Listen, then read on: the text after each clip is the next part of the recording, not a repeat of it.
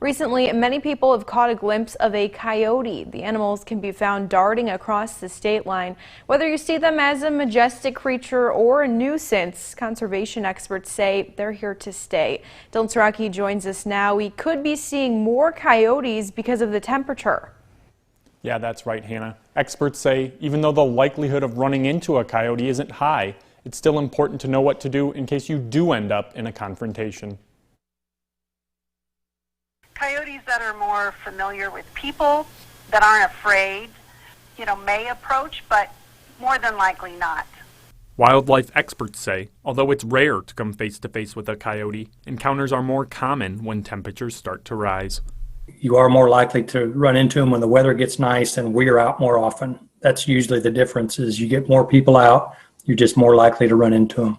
Stan McTaggart is the Wildlife Diversity Program Manager with the Illinois Department of Natural Resources. He says a common mistake people make is feeding coyotes when they do see them.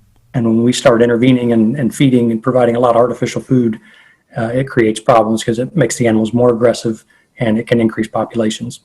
If you're concerned, McTaggart recommends avoiding walking with your pets when it's dark outside. I know it's hard because everybody, you get ready for work, you have to take the dog out, and when you get home from work, you take the dog out. Sometimes it's dark on both sides of that, but stick to well-lit areas and places that have more activity, and is probably less likely to see one.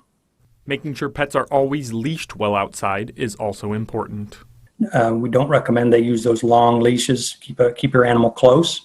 Tina Dawson-Scott with the Boone County Conservation District says coyotes play an important role in the local ecosystem, which is why people should learn to live alongside the predator. People should keep in mind that predators like a coyote are important for rodent control. So we do need to keep a balance in nature, and we do need to learn to kind of coexist.